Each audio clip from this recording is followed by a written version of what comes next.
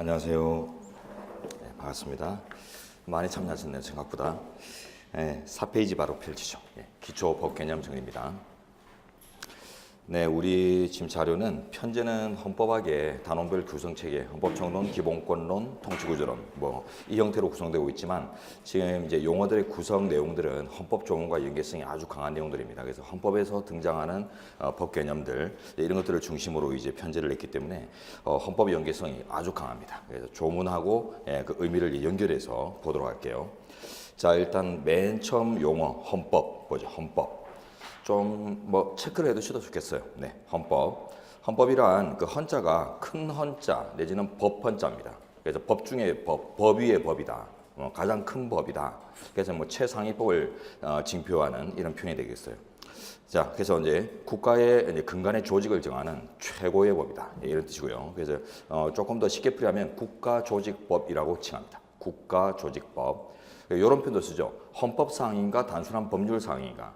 헌법사항이라는 헌법 개정이나 이런 걸 통해서만 선언될 수 있는데 단순한 법률사항이다 하면 입법부가 법률 개정 방식으로 충분히 선언될 수가 있거든요. 그래서 이제 수준이 달라지는데 헌법사항이란 말을 이제 의미로 풀어버리면 아까 헌법이 국가조직법이기 때문에 헌법사항이란 말은 국가조직사항 이런 식으로 이제 풀이가 됩니다. 그래서 국가를 조직하는데 꼭 필요한 근간이 되는 사항들인가 아닌가 이런 것들을 가지고 이제 구분하고요. 그 다음에 이제 그걸 담고 있는 책자를 헌법전이라고 합니다. 자, 밑에 이제 헌법보다 밑에 있는 하위의 규범들이 이제 법률, 명령규칙, 자치규범 이렇게 이제 나눠지는데 법률을 볼까요? 법률이란 국회가 제정한 국가재정법을 얘기합니다. 국회재정법 이렇게 얘기하시면 돼요. 국회재정법. 재정법이라는 용어는 이제 입법기관이 일정한 형식과 절차에 따라서 제정한 법을 재정법이라고 해요. 정해진 절차와 정해진 형식에 따라 입법권을 부여받고 있는 각종 기관이 정한 규범을 재정법이라고 하는데 특히 이제 국회가 제정한 재정법이 대표적으로 법률이죠. 자, 그리고 그 밑에 명령규칙이 주로 이제 국회에서도 규칙을 만들 수도 있고 주로 이제 이 명칭은 중요하지 않습니다. 명칭 자체가 명령이냐 규칙이냐 이런 것들은 그냥 혼용을 해요. 편하게 쓰는데 실정적으로도 그 개념이 법학적 개념이 이 정립이 제대로 안 돼 있는 영역이에요. 그래서 어느 정도 수준의 내용이 명령이고 규칙이고 이런 것들을 구분하지 못합니다. 학계에서. 그래서 법률 하위의 각종 어떤 규범들을 칭할 때 명령 또는 규칙 이런 식으로 이제 통칭을 하고요. 주로 이제 그 행정입법, 행정권에서 정하는 것들을 이제 명령이나 규칙이라고 이제 표현하죠. 자, 그리고 이제 그 밑에 이제 명령이나 규칙 수준인데 이제 자치 분야에서 이제 이루어지는 자치권에 기해서 이루어지는 것들을 이제 자치규범이라고 합니다. 자치입법 내지 자치법규를 통칭해서 자치규범. 지방자치단체가 정하는 거죠. 자, 그 자치규범의 대표적 예가 또 조례입니다. 지방의회가 정하는 조례, 지방령에서도 규칙 같은 것들이 정해져요. 단체장이 정하는 규칙, 지방의회도 또 규칙을 정할 수도 있어요. 그런데 이제 지방의회가 정한 대표적인 재정법이 그 조례예요. 지방의회의 재정법입니다. 국회재정법이 법률. 자, 그다음 그리고 하나 더 기억하실 게 이게 요번 헌법 이슈에서 시험에 한번 나온 바가 있는데 헌법에는 조례라는 규범 형식이 등장하지 않습니다. 헌법 조문에는 법률, 명령, 총리령, 부령 이런 것까지 나오지만 그 자치에 관한 규정을 정할 수 있다 이렇게만 규정하고 있지 조례라는 정확한 어떤 형식을 헌법이 이렇게 명명하고 있지는 않거든요. 그런데 이수의 시험에서 어떠한 것은 조례로 정한다 이런 식으로 해서 헌법 조문을 물으면서 오지로 낸 바 있어요. 그래서 조례라는 명칭은 헌법전에는 등장하지 않는 명칭이라는 거 좀 알아주시면 좋겠어요.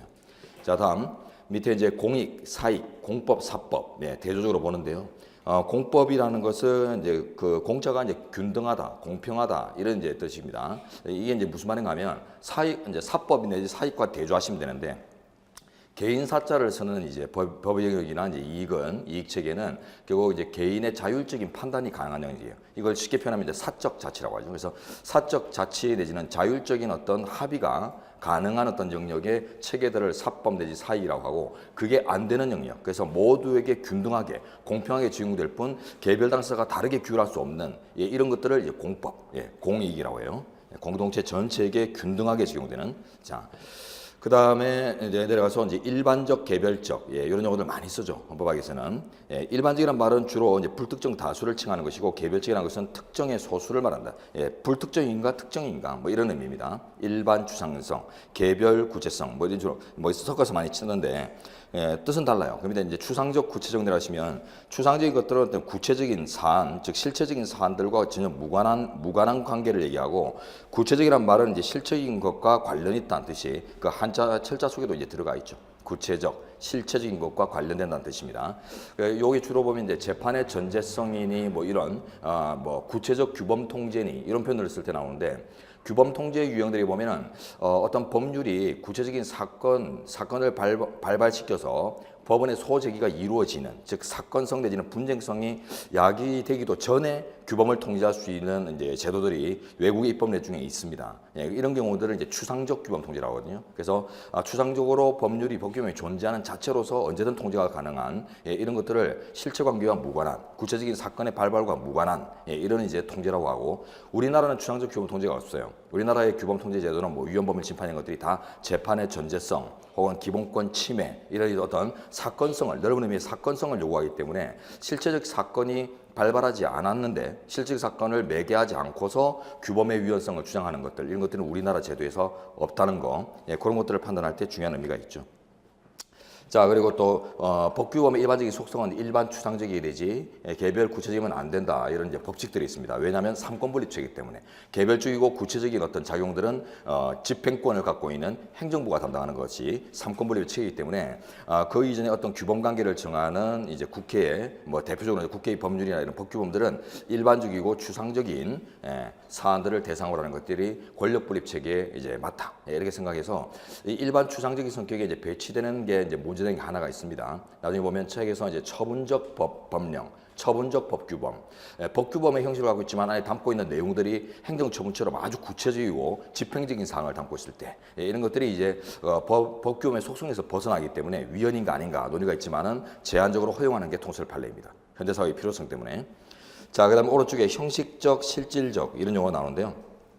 형식이란 말은 외형을 강조하는 이런 개념이고, 실질은 그 담고 있는 내용을 강조하는 개념이죠. 그래서 뭐 형식적 의미의 법률, 실질적 의미의 법률, 형식적 의미의 헌법, 실질적 의미의 헌법, 이런 이제 어떤 법규범을 강학상 이제 분류를 할 때 이런 용어들이 많이 쓰이는데, 주로 이제 형식이란 말은 외형을 중심으로 하니까 이제 헌법을 가지고 본다면 형식적 헌법이라는 용어는 헌법전에 담겨 있냐 마냐, 이런 걸 구분할 때 쓰는 이제 용어가 되고요. 실질적 헌법 이런 이제 표현을 쓰면 그 어떤 법전 책자 속에 담고 있는 내용이 국가 조직상, 실질적인 국가 조직상을 취급하고 있느냐 아니냐, 그에 따라서 헌법적인 의미를 부여할까 말까를 정하는 이런 이제 구분이 실질적 의미 헌법 이런 개념입니다. 기본서에 다 나눈 내용들인데 나중에 읽으실 때 이제 이런 의미로 접근하시면 되겠고요. 자, 그다음 사회규범, 법규범의 용어가 있습니다. 자, 우리가 법규범이라는 용어는 아주 자주 쓰고 지금 우리가 하는 게 또 법이죠. 법규범 중에도 법규범인 헌법을 이제 대상으로 하는데, 그보다 더 큰 개념이 사회규범이에요. 자, 내려가 보시면 사회를 구속하는 각종 질서 체계를 얘기합니다. 사회를 구속하는 질서를 사회규범이라고 하는데, 사회 구성원들이 사회생활을 하면서 요구되는 행위의 기준으로 여기에는 자 보세요. 관습, 종교, 도덕, 윤리, 법, 다양한 것들이, 즉 구속력을 가지는 각종 어떤 요소들이 다 들어갑니다. 근데 이 중에서 특히 그 즉 법을 이제 사회규범 중에 이제 법규범이라고 해서 특히 이제 공적 강제성을 가지죠. 공적 강제성, 강제집행 권능 이런 것들이 따라붙으면서요, 그죠? 그래서 이제 이런 것들이 법학에서 이제 기본이 되는 이제 개념이 되겠어요. 그래서 법규범도 사회규범의 일종이다, 이런 식으로 의미를 판단하시고, 요걸 이해해야 되는 이유가 뭐냐면 나중에 우리 공부를 하다 보면 부분사회법리 이런 이제 학문적 결과들을 보게 됩니다. 그래서 법규범을 그 일률적으로 소통하게 되면은 그 어떤 그 자율적인 어떤 조직에 방해를 끼칠 수 있는 이런 이제 사안에서는 그 법규범의 적용을 좀 자제하는 이런 법리들이 나오거든요. 그래서 특히 이제 종교 분야에서의 뭐 징계결의 이런 것들이 순수한 종교 측면의 문제라면 법규범의 잣대로서 함부로 심사하지 않는, 대법원이 심사를 자제하는 이런 판례들이 존재합니다. 그때 이제 그 법규범 외에도 다양한 종교 분야냐 혹은 가정이나 이런 데서 도덕, 윤리 이런 것들을 이제 그런 법들이 좀 우선시되는 그런 사회규범들이, 법규범 외의 사회규범이 좀 우선시되는 영역들이 대표적으로 가정이나 종교 영역 이런 데거든요. 이런 데는 그 부분 사회의 어떤 규범들을 존중하는 법리들이 형성되고 있으니까 그걸 판단할 때 유효합니다. 자, 밑에 이제 성문헌법, 불문헌법. 많이 쓰죠. 성문, 불문은 그 문서의 형태로서 성립되고 있는가 이 차이입니다. 그래서 그 대표로 영국 같은 나라를 불문헌법 국가라고 칭하거든요. 영국. 영국은 국가 조직을 사항을 담고 있는 법전은 존재합니다. 존재하는데 대부분 전부 다 법률 이하의 형태로 규정되고 있어요. 그래서 헌법이라는 명칭을 갖고 있는 책자가 따로 없습니다. 법률이라는 명칭을 갖고 있는 책자, 법률전은 있는데 그 법률전 안에 다 국가조직상을 담고 있지 그 헌법전이라는 법전이 따로 없기 때문에 그래서 헌법의 명칭을 갖고 있는 문서가 성립되고 있느냐 아니냐에 따라서 성문, 불문헌법으로 나눠요. 그래서 영국에도 헌법은 있지만은 성문의 헌법은 없다 이렇게 표현합니다. 국가조직을 담고 있는 법은 있죠. 영국도 국가니까. 그래서 헌법은 있어요. 실질적으로. 자, 그 밑에 이제 전제주의 내지는 절대주의하고 이제 입헌주의. 우리가 또 입헌주의라는 용어 많이 쓰게 될 텐데 근대 입헌주의, 현대 입헌주의, 또 근대적 요소와 이제 현대적 요소를 구분하고 이런 것들이 우리가 이론을 이제 깨우치는데 상당히 중요한 이제 밑거름들이 되거든요. 공부할 때. 자, 입헌이란 말은 헌법에 입각한 국가 운영주의를 얘기합니다. 헌법에 입각한 국가 운영의 원칙을 얘기하는 것이고 국가 조직 사항을 담고 있는 헌법에 구속되는 이런 이제 권력 행사를 의도하는 것이기 때문에 자유주의나 이제 근대법의 어떤 인권 보장과 이제 결탁되는 이제 이런 이제 의미들이 있고요. 그러다 보니까 뭐 일개인의 인치에 따르는 전제주의나 전단주의와 이제 반대되는 용어로서 이해될 수 있습니다. 자, 그다음에 존속보장, 가치보장 이런 것들은 그 구조의 문화국가 그 조항, 문화국가 조항이나 뭐 그때 이제 보장 대상인 문화의 의미 이런 것들하고 또 특히 재산권 보장의 의미 이런 것들을 이제 판단할 때 이 존속보장이 원칙이며 교환 가치를 통한 가치 보장은 예외적인 것이다. 뭐 이런 이제 분류들이 나와요. 특히 재산권 가면은 공용 침해 23조 3항에 규정되어 있는 공용 침해하고 재산권 보장의 이제 일반적인 관념을 구분하거든요. 그랬을 때 공용 침해는 물건을 뺏어가고 교환 가치, 금전이나 이런 교환 가치를 통해서 재산권을 보장한다라는 관념이 성립되는 영역이에요. 그러다 보니까 이게 교환 가치 보장인 그 가치 보장이 재산권의 이제 보장의 원칙적인 모습인가 아닌가 뭐 이런 이제 약간의 그 논란이라 보다는 이제 생각이 있을 수 있는데 우리 헌법은 존속 보장을 원칙으로 한다 합니다. 모든 대부분의 경우를 그렇지 않습니다. 원칙적으로 헌법의 보장은 존속 보장이다. 그래서 지금 현재 보장받고 있는 모습 그대로서 그 모습 그대로 유지되는 것이 보장의 모습이지 그게 이제 존속 보장이에요. 현 상태의 유지 존속의 보장. 그거지 물건을 뺏기고 교환 가치로서 보장받는 거 이런 것들은 삶의 질을 변화시키는 이런 문제들이 있기 때문에 아주 예외적으로만 정당화될 수 있다. 이렇게 생각해요. 자, 그다음에 그 밑에 이제 법인격의 주체, 또 밑에 법인 없는 단체 뭐 쭉 나오는데 이런 것들이 다 이제 기본권 주체성을 판단할 때 유용한 이제 용어들입니다. 자, 법인격 내지 권리 능력 동의어인데요. 요거 내려가서 보죠. 법인격 내지는 권리 능력이란 법적 주체, 즉 권리 의무의 주체가 될 수 있는 자격, 아주 일반적인 자격을 얘기합니다. 대표적으로 이제 사람인가 동물인가 뭐 이런 것들을 구분하는 것들. 사람이면은 권리를 누릴 수 있는 주체지만은 뭐 동물이나 혹은 뭐 그 외에 나머지 사물들 이런 것들은 주로 권리 대상이지 그들이 권리 주체가 되기는 힘들잖아요. 그러다 보니까 이런 이제 권리의 주체가 되는가를 이제 판단하는 것들이 중요하고 특히 소송법적으로는 행정소송이나 뭐 헌법재판이라는 소송법적인 관점에서는 당사자 능력 내지 이제 청구인 능력에 해당하는 내용들이기 때문에 소송의 이제 적법성을 판단하는 적법성을 구성하는 하나의 또 요체가 됩니다.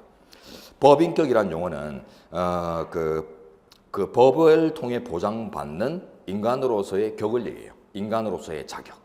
그래서 법을 통해 지원받는 혹은 보장받는 인간으로서의 어떤 본연의 자격. 이게 이제 다른 말로 하면 권리 의무를 누릴 수 있는 향유할 수 있는 자격 이렇게 표현하고요.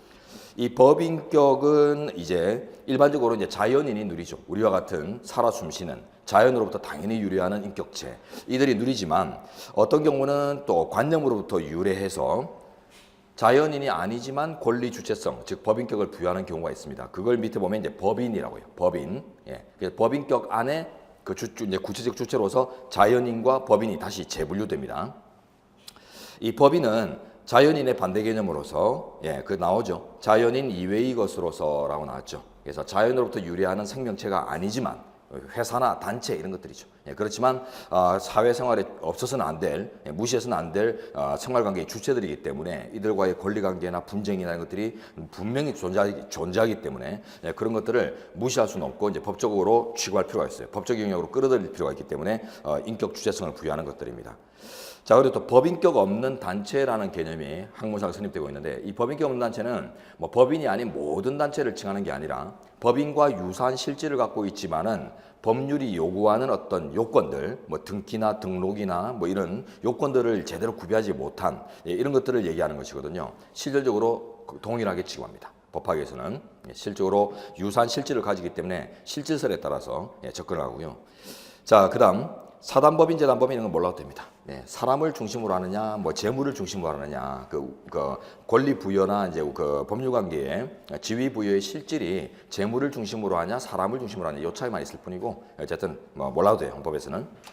자, 다음 제2장 쪽으로 가서 군주국 공화국 한번 볼까요? 자, 우리 헌법 제1조 2항에 대한민국은 민주공화국이다 라는 규정이 있습니다. 자, 10번 한번 볼까요?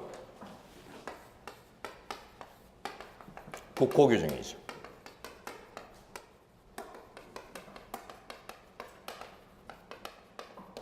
대한민국이라는 국호를 제시하고 있어요.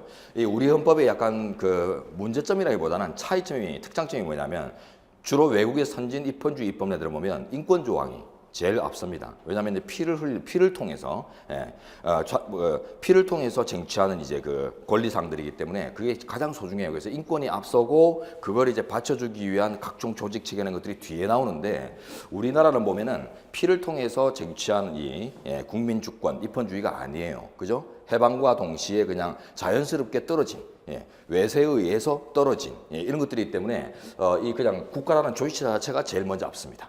그 국가의 안정. 그래서 대한민국이라는 국호 이런 것들이 제일 먼저 나와요. 제일 먼저. 죄송합니다. 1조 2항이 아니라 1항입니다. 1조 2항은 이제 국민주권 조항이고 1항. 자, 국호가 나왔고 그다음에 민주공화국이라고 했는데요. 자, 민주의 의미, 공화국의 의미.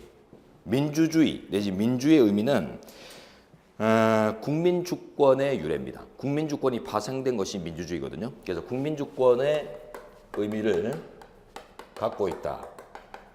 근원적 의미를 가지는 거예요. 국민주권에서 민주주의가 파생돼요. 입헌주의에서 법치주의가 파생되고. 자, 그 다음에 공화라는 말은 공동체의 화합이라는 뜻이에요. 공동화합. 그래서 어떤 일개인의 인치, 개인적 판단에 따라서 국가가 운영되는 게 아니라 그 공동체 구성원 전체의 합의에 따라서 운영된다. 이런 뜻이 이제 공화거든요. 공동체의 화합으로 생각하시면 돼요. 그러니까 이게 지금 다른 말로 하면은 공동의 합의, 콘센스. 독일어로 하면 공동의 합의를 통해서 운영된다. 이게 결국 이제 뭘 얘기하냐면 비군주국과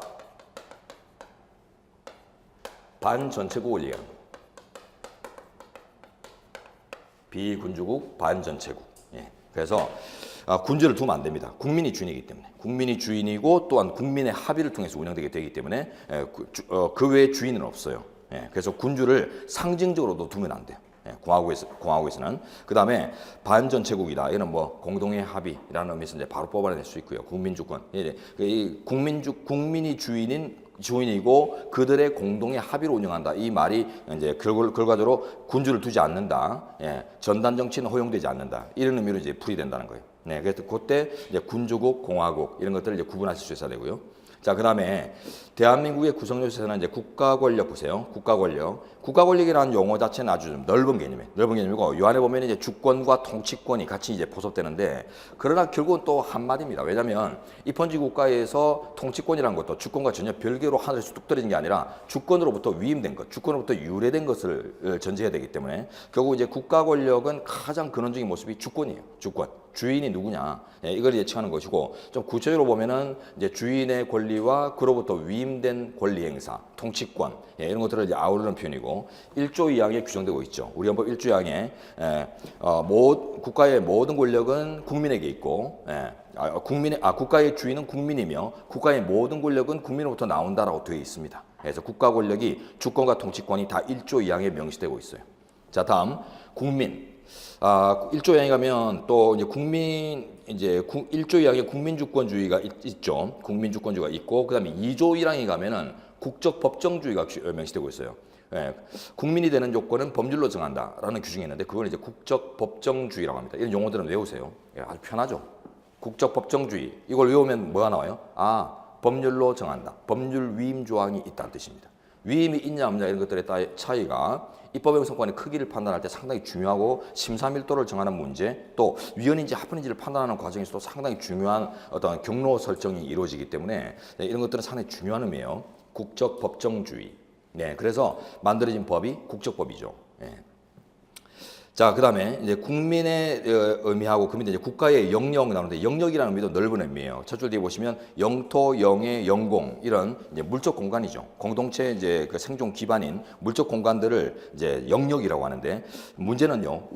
주로 이제 영공이나 영해는 유동적인 성격을 가져요. 경계 유동성. 그 경계가 유동적이에요. 그러다 보니까 이게 이제 그 국제적인 분쟁을 이야기할 위험이 크기 때문에 대부분 그 헌법 국가마다 헌법에 담지 않아요. 대부분 담지 않고 영토만 담아요. 영토. 그래서 우리나라도 보면 3조에 영토 조항만 있고 영토에 관해서만 헌법에 조문이 있고 영해나 영공은 조문이 없습니다. 영공이라는 개념이 영토와 영해를 아우르는 각 영역의 수직 상공을 영공이라고 하거든요. 수직 상공을. 근데 이 바닷물이 유동적이잖아요. 예, 부표를 띄워놨다 하더라도 뭐 줄이 흘러가 버릴 수도 있고, 예, 그렇기 때문에 영해와 영공이 그냥 유동적인 측면 때문에 영토 조항만 두는 게 일반적이고 우리나라도 그렇답니다. 자, 그다음 지금 이제 국가 권력, 국민, 국가 영역 세 가지를 봤죠. 예, 요 세 가지 여러분 그 대한민국의 구성 요소 옆에 써놓으세요. 제3절 제목 옆에 국가 3요소설. 그 독일의 옐리네크라는 학자가 이제 주장했던 내용인데 국가는 딱 세 가지 요소만 구성되는 건 아닙니다. 더 복합적인 존재이지만 그래도 이것들이 근간이 되는 건 맞다 해서 현재 통설 판례도 이걸 받아들이고 우리 판례도 설치하거든요. 이 3요소를. 자, 이 국가 3요소 통설 판례에 따라서 이제 기본적으로 받아들이고 있는 3요소에 따를 때 세 가지 구성 요소가 국민, 영토, 국가 권력. 모든 국가 권력은 주권에서 기원하기 때문에 국민, 영토, 주권이라고 해도 됩니다. 국민, 영토, 주권. 그 세 가지를 본 거예요. 자, 이게 나중에 판례 그럴 때 엄청나게 중요합니다. 판례 분석할 때. 이게 국가를 구성하는 근간이 되는 요소다. 이런 것들이 이게 법률에 포괄적으로 위임된 게 아니다. 예, 이거는 헌법적 국가 조직 사항으로서 헌법적인 의미가 전제되어 있다. 뭐 이런 판단들이 막 나와요. 다음 제4절로 가서 한국헌법의 기본 원리 전문을 먼저 봅니다. 헌법 전문에 헌법의 기본 원리가 대다수 담겨져 있거든요. 그래서 기본 원리가 대다수 형성되어 있는 이제 헌법 전문이 그 기본 원리 인식의 이제 출발점입니다. 헌법 전문은 헌법의 이제 본문 앞에 위치한 서문이라고 하죠. 예, 머릿말입니다. 머릿말.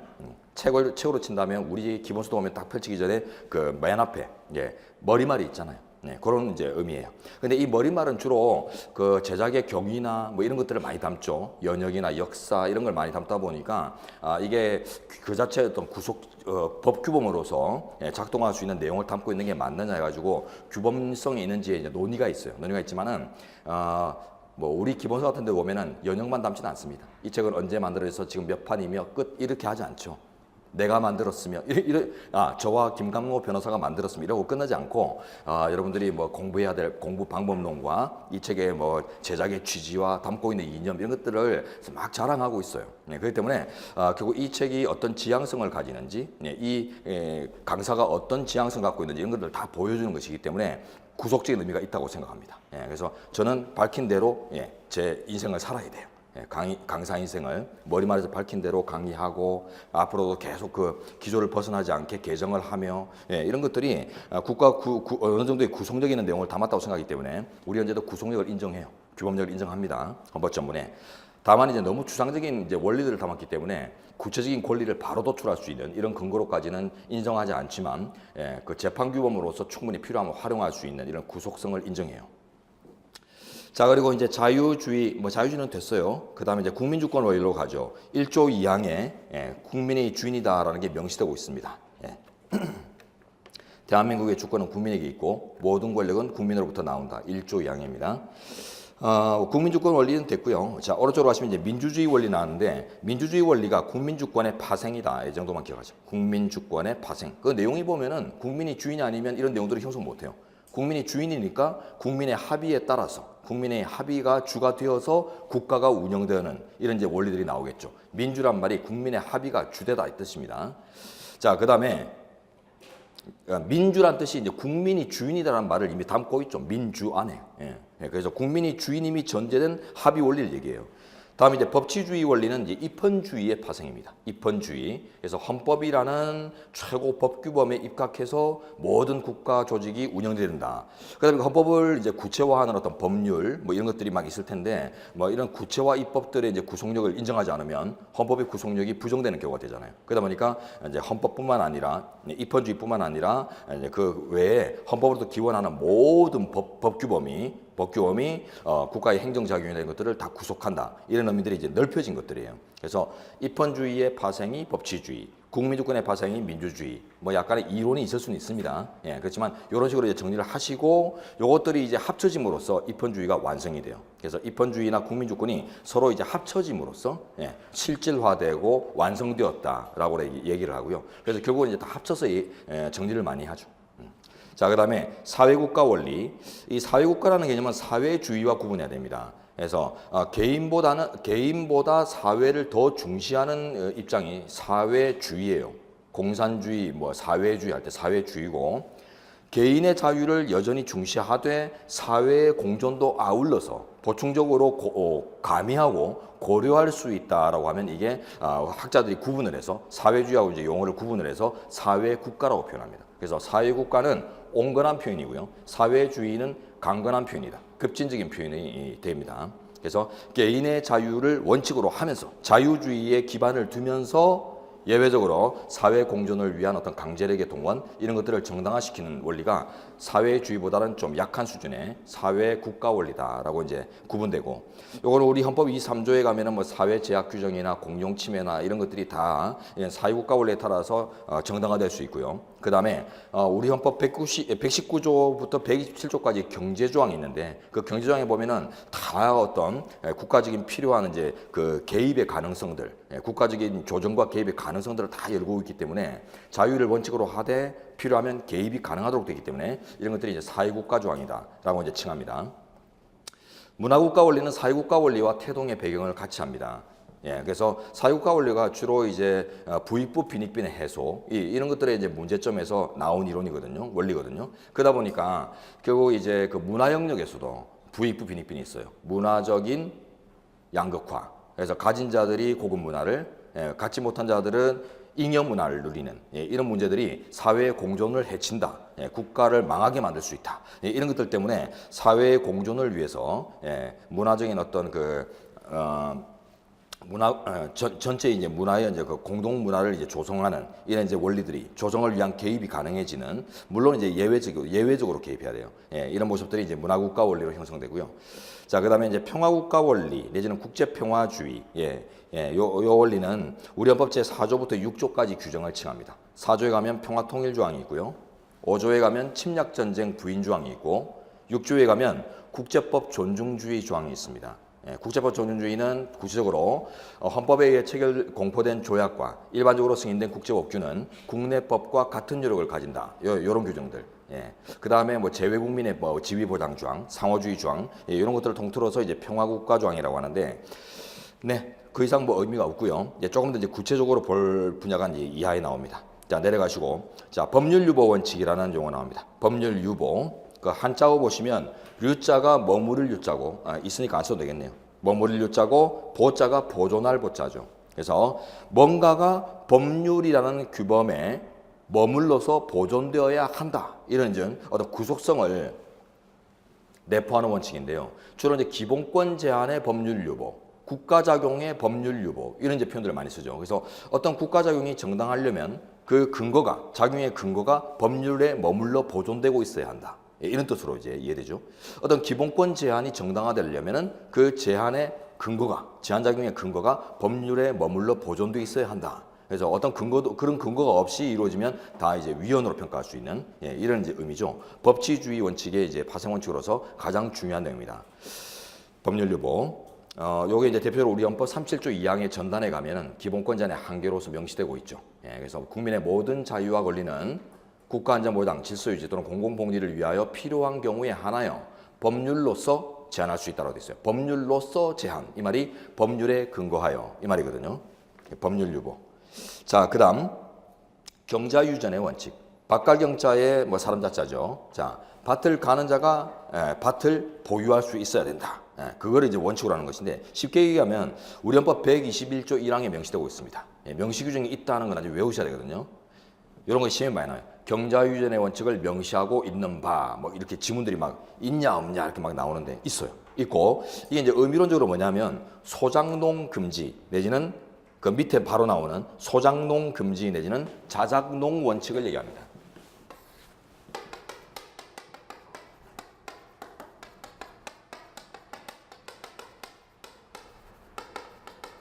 네. 소작농 금지, 자작농 원칙. 예.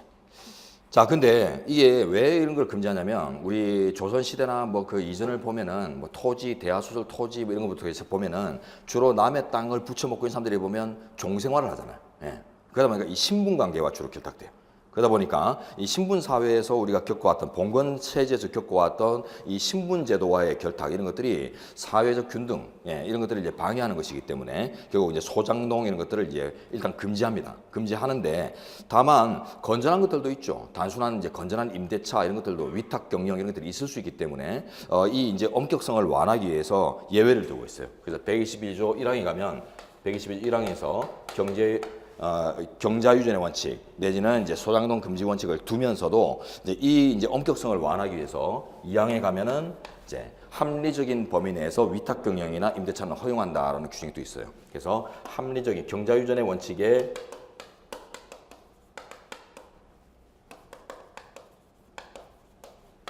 합리적 예외를 이제 인정함으로써 그 엄격성을 완화하고 있어요. 그래서 어떤 경우도 안 된다 이런 오지문이 나와요. 안 된다. 소작은 어떤 경우도 안 된다. 임대차도 안 된다 이렇게 막 섞어치기 하는 거 나오는데 합리적인 것들은 가능하게 되기 때문에 항상 상대적으로 보셔야 돼요. 상대적 원칙입니다. 네. 자, 지금까지 좀 진행을 해봤는데 느낌이 어때요? 헌법 조문 공부하는 느낌 들죠? 자, 오늘 단순하지 않습니다. 여러분한테 유익할 거라고 말씀드렸어요. 또 시간을 또 풍부하게 부여받았기 때문에 원래는 제가 한 30분 정도 예정했던 강의 내용인데 조금 더 풍부하게 하게 조금 더 너무 많이는 안 하고 자 국제법과 국내법으로 내려갑니다. 뭐 특히 설명 안 드려도 되겠죠, 그렇죠? 국제 질서를 규율하는 법과 국내 질서를 규율하는 법 이런 차이인데 여기서 하나 이제 따져보면 그 국제법하고 행정법은 단일 법전이 없어요. 행정법, 오급공채, 국제법, 외교원 우리 알죠? 단일 법전이 없고 행정이나 국제 질서를 규율하는 법규본 총체들을 아우르는 표현이기 때문에 그런 면에서 약간 구분이 되면 좋겠습니다. 자, 그다음 요 국제법, 국내법 개념을 이제 든 이유는 6조 국제법 존중주의 할 때 국제법 개념 속에 유형 속에 조약이나 일반적으로 승인된 국제법규 이런 것들이 이제 유용화된다는 걸 이제 전제하는 것입니다. 자, 그 밑에 보면 이제 조약 나왔죠. 6조. 조약이란 명칭을 불문하고 국제 법률 관계의 설정을 목적으로 하는 국제법 주체 간의 문서에 의한 합의를 말한다. 이 주제에서 구술상 합의를 말한다. 구술도 된다 이런 식으로 오지가 나온 바 있죠. 문서상 합의만 됩니다. 구술 합의는 개념으로 포섭하지 않아요. 이유는요. 국제적 신뢰관계 보호입니다. 국제적 신뢰 보호.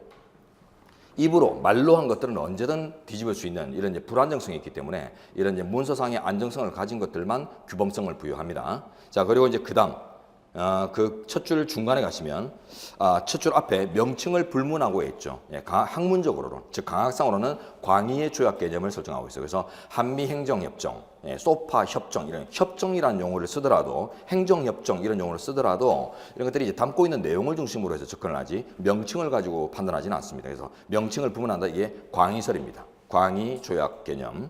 자, 그리고 이제 제일 중요한 게 남았어요. 국제 법률 관계 설정 목적 체크할까요? 국제 법률 관계 설정 목적. 이걸 이제 조금 더 편하게 전환하면 법적 구속 관계에 관한 합의를 담았을 때만 조약으로 봅니다. 그래서 법적으로 법적 관점에서 권리 의무를 가지는 나눠 가지는 뭐 이런 형태의 합의가 아니면은 조약으로 보지 않아요. 그래서 법적 구속 관계.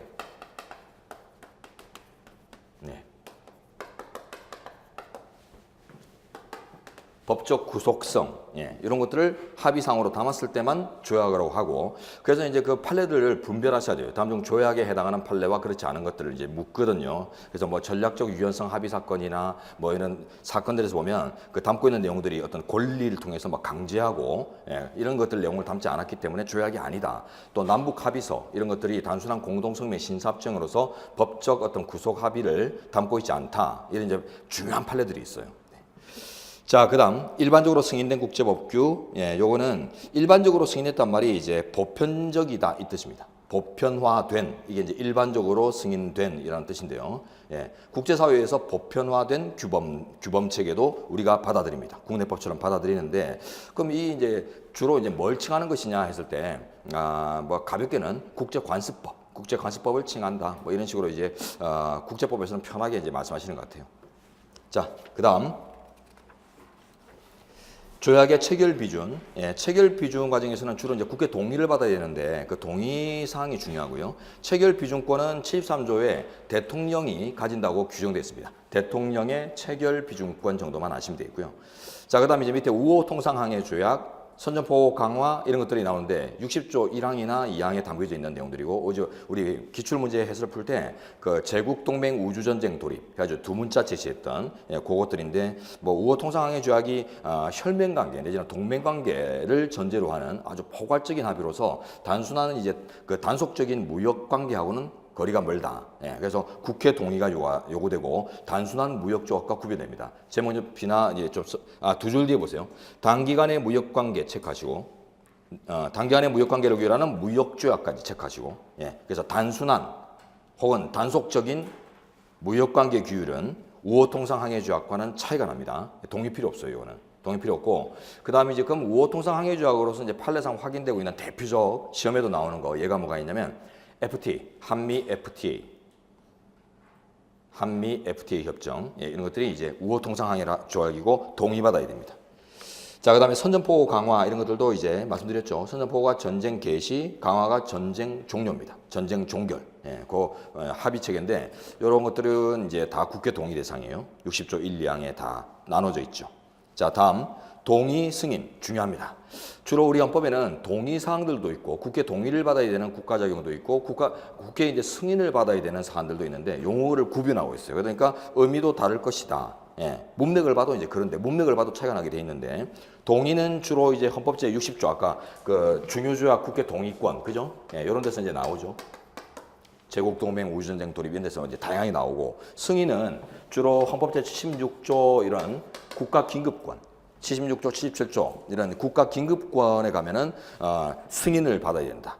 이후에 발동 이후에 승인 받아라 이런 것들이 있거든요. 주로 이제 동의는 읽어보시면 일반적으로 동의라는 개념은 사전적 통제 작용을 얘기합니다. 사전 통제, 사전.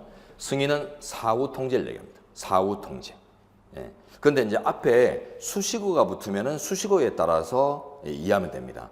이게 혼용하거든요. 그래서 일반적으로는 이제 동의다 승인이라는 용어만 딱 나오면은 사전, 사후 이렇게 이제 구분해서 보는데 앞에 이런 표현이 붙어 있어요. 사후 동의, 반대로 또 사전 승인 이런 용어들을 이렇게 쓸 때가 있거든요. 이런 학자들 그냥 편하게 쓰는 거예요. 편하게 이제 쓰는 건데 그럴 때는 이제 앞에 나오는 수식어를 가지고 여러분들이 이제 정황을 판단하시면 되고 의미를 판단하시면 되고, 그런 이제 수식어가 없으면요. 시간적 의미를 부여하는 수식어가 없으면은 좀 전에 우리가 봤던 일반적인 개념으로 접근하시면 됩니다. 자, 이제 5절 정당제도로 가세요. 정당이란 이 개념 잘 외워야 됩니다. 정권 획득을 목적으로 하는 국민의 정치 결사다. 단순해 보이지만 이 항목마다 지금 현행 정당법이 그 내용들을 구성하고 있거든요. 이 항목에 따르는 그 구속적인 규율 사항들, 관련 판례들 이런 것들이 나중에 연계돼야 되고, 이게 나중에 이제 정당법이나 각종 관련 규율의 규정 사항들을 이렇게 막 연계지우는 하나의 레이아웃이 되기 때문에 이 정당의 개념을 잘 알고 계셔야 돼요. 8조 1항에 일단 정당의 자유가 명시되고 있죠. 자, 그리고 8조 1항에 가면 밑에 복수정당제가 같이 명시되고 있습니다. 8조 1항 후단에 가면 복수정당제는 보장된다라고 되어 있는데, 요거는 이제 그 일당제에 대응하는 개념이죠. 일당 독재를 방지하겠다. 다당제를 통해서 소수파를 보호하겠다. 소수파 보호조항이에요. 복수정당제 보장. 이게 시험에서도 많이 나오는데 헌법에 명시되고 있느냐, 명시되고 있지 않느냐 이런 이제 문제 나오는데 명시되고 있다는 걸 외우고 있어야 됩니다. 일당 독재 방지가 헌법에 있다. 예. 자, 그다음 제6조 선거제도 쪽 가시면 뭐 선거 개념은 됐고요. 뭐 선거권이나 뭐 이런 것들은 막 우리 헌법에 널브러져 있어요. 24조에도 있고 41조, 67조, 114조부터 116조까지 뭐 다양하게 널브러져 있는데 됐고요. 자, 이제 오른쪽 가면 이거는 선거를 운영하는 이제 방식을 비교법적으로 분리한 체계인데 다수대표제, 수대표제, 비례대표제, 혼합대표제. 여러분들이 다수대표제, 비례대표제는 잘 알죠. 우리나라의 근간이 되는 제도니까 국회의원이나 의원 뽑을 때 그 표를 다수를 얻은 자, 상대적으로 다수 얻은 자를 뽑죠. 그게 이제 다수가 대표가 된다. 이런 이제 다수대표제고. 그다음에 이제 비례대표 의원들도 뽑잖아요, 그죠? 그래서 정당의 지지율에 인기에 비례해서 의석이 할당되는 이런 이제 의원들도 있어요. 근데 이제 소수대표제라는 용어가 헷갈리면 안 됩니다. 소수대표는 소수가 대표가 된다 이런 뜻은 당연히 아니겠죠. 꼴등이 대표가 된다 이런 뜻은 아니고 1등이 아니지만 대표가 될 수 있는 가능성을 여는 각종 제도들이 있어요. 이게 뭐 투표에 뭐 표기하는 방식이 뭐 연기 누적 방식 뭐 이런 것들을 추구하고 이런 결과 과정에서 이런 이제 소수도 대표가 될 수 있는 가능성들이 열리는 이런 경우들이 있는데 몰라도 되고요. 헌법에서는 중요하지 않습니다. 이런 이제 소수도 대표가 될 수 있는 가능성이 있는 제도들을 통칭해서 소수대표제라고 하고요. 자, 그다음에 이제 혼합대표제, 요거 위에 씁니다. 우리나라가 혼합대표제입니다. 다수대표제 원칙으로 하면서 비례대표를 통해서 비례의원들도 뽑고요. 그다음에 지역구 기초의원 선거에서는 중선거구 다수대표제가 또 도입되고 있거든요. 2인 이상 4인 이하의 범위에서 조례로 정하는 범위에서 뽑는 지역구 기초의원 선거는 중선거구 다수대표제가 도입되고 있다. 이런 기본서 사항을 나중에 보실 때 암기하셔야 됩니다. 확인하셔야 되고 기본서에 다 있는 것들입니다. 자, 이제 공무원제도 공무원 개념은 됐습니다. 7조에 가면 그 직업공무원제도와 봉사자 규정 이런 것들이 이제 있고요. 그다음에 이제 지방자치제도도 117조, 118조에 있는데 관련 해석론들이 중요하고 이 용어 자체는 이제 별로 중요하지 않은 것 같습니다. 자, 이제 넘겨보시고 기본권으로 가죠. 자, 이제 먼저 총론에서 권리라는 개념이 나왔습니다. 권리란 특정의 생활 이익을 누리기 위해서 법에 의해 부여된 힘을 말한다. 어떤 그 법적 이익을 향유할 수 있는 힘이다. 이렇게 이제 표현하는데 법에 의해 지원받는 이익 체계들을 얘기합니다. 법에 의해 법을 통해 지원을 받는 이익 체계들. 요걸 이제 권리라고 표현하고 어떤 이익이 존재하긴 해요. 어떤 가치나 이익을 부여할 수 있는 어떤 형국이지만 그게 민법이나 법률들이 인정하지 않거나 보장하지 않는 이런 가치들이 만약에 보인다. 재산적 가치가 있다든가 하면 그거를 다 이제 반사적 가치, 반사적 이익, 사실상의 이익, 단순한 사실상 경제상 이익, 단순한 기대 이익 뭐 이런 식으로 표현해서 권리와 다 대응되는 별개의 개념으로 분류하게 되거든요. 그래서 권리라는 개념은 법률을 통해서 혹은 법을 통해서 지원받는, 인정받는 권익 체계를 얘기한다. 이렇게 이제 이해를 하시면 되겠고, 이 권리하고 구분되는 용어가 또 권한이라는 용어가 있어요. 권한. 우리가 이제 권한쟁의 심판 이런 이제 헌법재판에서 중요한 의미가 있는데 권한쟁의 심판에서 권리보호 이익을 따질 필요가 있는가 이런 건 이제 논점이 있거든요. 우리 현재는 인정합니다. 권리보호 이익을 따져야 된다. 적법 요건으로서. 아니 권한과 권리는 대응되는 개념인데 권한을 다투는 사안에서 그 권한의 주체에 부여된 권리의 뭐 향유 이익이 왜 문제될 필요가 있는가 이런 논점이 있는데요. 권리와 권한이 전혀 별개는 아니다 해서 이제 따집니다. 우리 현재는 따지는데 이 권한은 어떤 개념이냐면 그 지향성의 차이. 권리는 자기 지향성, 나를 위해서 어떤 가치를 누릴 수 있는 이것들을 권리라고 하고, 권한은 타인을 위해서 법률 관계를 형성할 수 있는 자격, 이런 것들을 권한이라고 해요. 국가기관의 어떤 권한, 공권력 행사의 권한 하면 그게 뭐 자기 이익을 위한 게 아니라 국가 공동체를 위한 것이다. 이런 의미에서 본다면 이제 권리라는 용어보다 권한이라는 용어를 쓰죠. 그래서 타인을 위해 법률 관계를 형성할 수 있는 자격이면 권한, 자기를 위해 법률 관계를 자유롭게 형성할 수 있는 권익이면 권리. 자, 그다음에 그 권리의 이제 헌법적인 대표적인 권리가 기본권이죠. 기본권이란 말은 기본적 인권의 준말입니다. 기본적 인권. 그래서 인권으로서 상정할 수 있는, 관념 지을 수 있는 각종 항목들 중에 헌법에 의해서 기본적으로 보장되고 있는, 우리 헌법을 통해서 보장되고 있는 기본적인 인권 사항들. 이걸 이제 기본권이라고 하는데요. 헌법적 권리다 이렇게 생각하시면 됩니다. 자, 그다음 자연법과 자연권, 실정법과 실정권. 자, 이제 상대적으로 보셔야 되죠. 자연법, 자연권. 자연에서 유래하는 이런 뜻입니다. 자연란 말이 자연으로부터 유래하는 자연 발생적인 이런 뜻이고, 실정법이란 말은 그 밑에 실정법 가보세요. 자, 요거는 첫 줄 뒤에 보세요. 현실적으로 정립된, 요거 줄인 겁니다. 현실적으로 정립, 줄이면 실정이란 말이에요. 현실 세계에서 비로소 정립된 뭐 이런 이제 뜻을 나오거든요. 그래서 이 자연적으로 누구나 타당하다고 생각하는 법가치, 이런 것들이 논리, 이런 것들이 이제 자연법, 자연권, 천부인권 이런 식으로 표현하고요. 그 외의 것들을 이제 실정권, 이렇게 현실 세계에서 비로소 정립된 이런 것들을 생각하시면 되는데, 기본권 항목을 가지고 이제 대충 나눠보면 물론 이제 명확한 경계는 서기 힘들지만 대부분 다 이렇게 중첩되고 있기 때문에 이제 비중을 가지고 좀 나눠본다면 주로 이제 자유권 같은 것들요, 뭐 생명권이나 신체의 자유나 이런 그 자유권들이 보면 주로 자연권이에요. 천부인권이라고 하는 자연권이고, 그 다음에 그 외의 권리들, 뭐 청구권이나 사회권이나 이런 어떤 국가의 어떤 조직적 서비스를 요구한다든가 조직적인 재원을 요구한다든가 뭐 이런 것들은 국가라는 공동체가 없으면 상정되기 어렵기 때문에 요거는 국가 공동체가 정립된 이후, 즉 현실 세계에서 비로소 정립된 권리체계, 이런 식으로 비중을 가지고 이제 조금 나눠볼 수는 있어요. 물론 이제 온전히 자유권적인 것만, 온전히 청구권적인 것만 이런 것들은 없어요. 청구권이라고 분류하지만 자유권적인 어떤 보장력도 담고 있고, 자유권으로 분류하지만은 청구권적인 요소도 막 담고 있고, 이런데 다 비중 차이를 가지고 구분한 것입니다. 자유권, 청구권, 사회권의 분류는 비중의 차이, 담고 있는 내용들의 비중.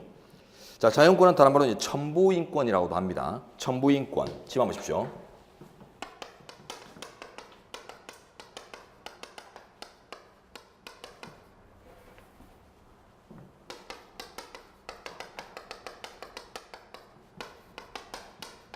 여러분 왕권 신수설 이런 거 많이 들어보죠, 그죠? 예. 군주주권 시절에 나왔던 그 뒷받침하는 이론이잖아요. 왕의 권한은 신이 부여했다. 그러니 누구도 왈가왈부하지 마라. 하늘에서 뚝 떨어졌다 이런 거죠.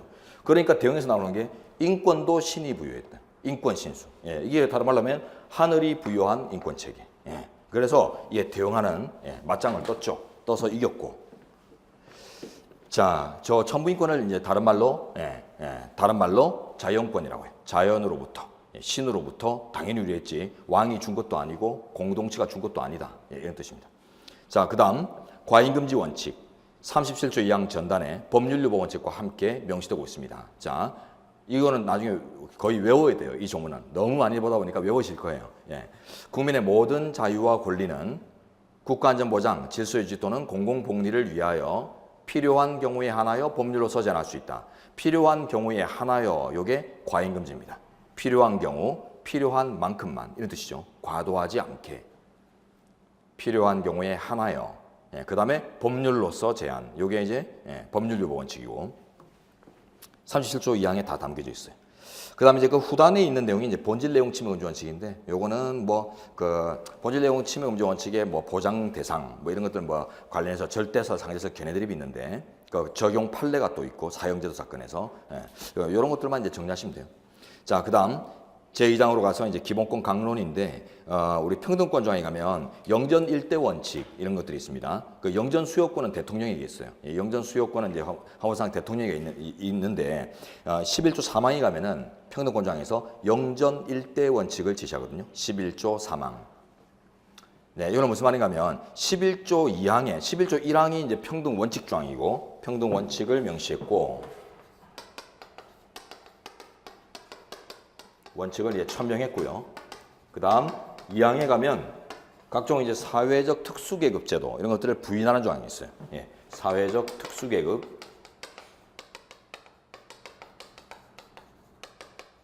신분제 타파하고 이제 관련된 내용이죠. 이게 균등을 해치기 때문에. 자, 그러면서 3항에 가면 영전 일대 원칙. 영전은 일대다. 당대에 머무르고 세습되지 않는다. 세습을 금지하는 원칙이 있어요. 영전 세습 금지. 자, 요거는 사회적 특수계급제도 부인, 즉 2항을 목적으로 하는 수단 관계입니다. 목적과 수단의 관계. 구체화시켜 놓은 거예요. 그래서 이 영전의 개념이 뭐냐를 그래서 좀 보시는데, 그 국가에서 부여되는 각종 이제 특권적인 법적 지위를 합니다. 특권적 지위. 예를 들자면 대표로 훈장, 포장, 훈포장 이런 것들이 대표적으로 이제 특전이 되겠죠.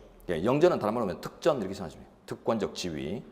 근데 이런 것들이 이제 세습이 되다 보면은 특수 집단들이 나올 수 있단 말이에요. 그러니까 이제 세습을 금지하는 이런 내용들이 수단으로서 존재하고요. 자, 다음 이제 자유권 쪽으로 갑니다. 일단 인신에 결부되는 것들인데 신체의 자유 조항 12조에 가면 이제 체포구속 압수수색 신문 이게 이제 각종 형사상의 강제처분입니다. 이에 대해서는 법률주의가 명시되고 있어요. 강제처분 법률주의. 예. 써놓으세요. 제목 옆에 12조에 가면 1항에서 강제처분 법률주의를 명시하고 있어요. 이것들이 대인적, 대물적 강제처분 예들입니다. 뭐 외우실 필요는 없어요. 의미 분석하실 필요 없고. 체포나 구속은 이제 그 인신 구속의 정도 차이입니다. 예, 그 정도가 상대로 약하면은 체포, 강하면 구속. 이렇게 이제 형사소송법에서 규율하고. 자, 그다음 예, 법률주의에 따른다는 게 중요합니다. 예, 그래서 법률에 의하지 않으면 함부로 이걸 못하게 돼 있어요. 그다음 이제 두 번째 처벌, 보완, 처분, 강제노용. 이것도 이제 넓은 의미로 강제처분 법률주의의 또 내용입니다. 예, 12조 1항에 또 같이 나열되고 있는데 다만 이제 여기서는요 적법 절차가 추가돼요. 예, 그래서 법률과 적법한 절차에 의하지 않고는 처벌, 보완, 처분, 강제노역을 하지 못한다 해서 이거 나중에 두 문자로 외우거든요. 조문 정리할 때 적법 처보강 해서 외웁니다. 12조 1항에서 네, 이 적법 절차 원칙이 여기만 들어가요. 그 위에 체포구속 압수수색 여기는 안 들어가고 처보강 여기에만 적법 절차가 추가되거든요. 그래서 이걸 아주 옛날에 사법시험에서는 오지로 묻는 문제 이런 것들을 대비했었습니다. 예, 그래서 그렇기 때문에 뭐 어렵지 않으니까 예, 숙제됩니다. 예, 처를 보강하려면 적법하게 해야 된다. 함부로 축첩하면 안 된다. 예, 이렇게 생각하시고 자 내려가서 그리고 이제 하나 더 볼 게 이제 보완 처분과 형사 처벌 뭐 이런 처벌의 이제 의미 구분 이런 것들을 우리 문제 해설을 할 때 좀 봤었죠, 그죠? 보완 처분은 이제 미래지향적인 제재로서 형사 처벌과 같은 과거지향적인 제재하고는 다른데 이게 특히 형벌부속 원칙이 적용되느냐에 관련해서 우리 판례가 실질설에 따라서 형벌적 보완 처분과 비형벌적 보완 처분을 구분해서 취급하고 있다 이런 것들을 해설해서 봤습니다. 그리고 이때 이제 또 앞에 처벌이라는 용어는요 좀 더 넓은 의미예요. 예. 뭐 꼭 형사처벌, 형벌만 얘기하는 게 아니라 형벌을 포함하는 각종 이제 그 나머지와 구분되는 어떤 처우들을 얘기합니다. 예. 그리고 이제 이 보세요. 처벌은 지금 제목 보세요. 처벌은 적법 절차에 따라 법률에 의거해야 되죠. 적법 처보강. 예. 지마 보십시오. 요거 예. 여기서 죄형법정주의가 나와요. 죄형법정주의.